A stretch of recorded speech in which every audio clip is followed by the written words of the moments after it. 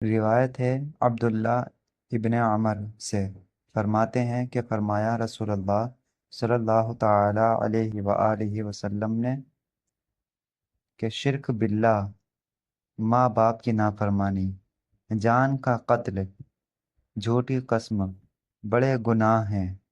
اسے بخاری نے بھی روایت کیا ہے۔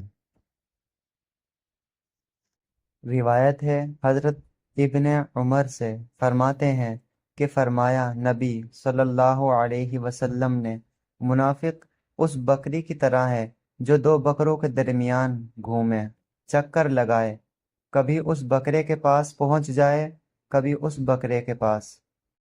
روایت ہے حضرت صفوان ابن عسال سے، فرماتے ہیں کہ یہودی اپنے ساتھی سے بولا کہ مجھے ان نبی کے پاس لے کر چل۔ ساتھی بولا کہ انہیں نبی نہ کہو، اگر وہ سن لیں گے تو ان کی چار آنکھیں ہو جائیں گی۔ پھر وہ دونوں حضور کی خدمت میں حاضر ہوئے اور انہوں نے خلی نشانیوں کے بارے میں پوچھا۔ نبی کریم صلی اللہ علیہ وسلم نے فرمایا کہ کسی چیز کو اللہ تعالی کا شریک نہ ٹھہراؤ، نہ چوری کرو، نہ زنا کرو، نہ ناحق کسی محترم جان کو قتل کرو، نہ کسی بے قصور کو حاکم کے پاس لے جاؤ تاکہ اسے قتل کر دے، اور نہ جادو کرو، نہ سود کھاؤ، نہ پاک دامن کو زنا کا بہتان لگاؤ، نہ جہاد کے دن بھاگنے کے لیے پیٹھ پھیرو، اور اے یہودیو، تم پر خصوصاً یہ بھی لازم ہے کہ ہفتے کے بارے میں حد سے نہ بڑھو۔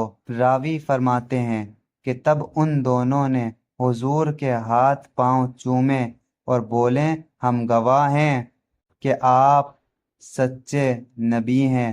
حضور نے فرمایا، پھر تمہیں میری پیروی سے کون چیز روکتی ہے؟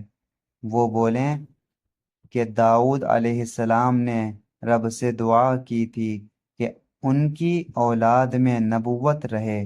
ہمیں ڈر ہے کہ اگر ہم آپ کی پیروی کر لیں تو ہم کو یہودی مار ڈالیں گے۔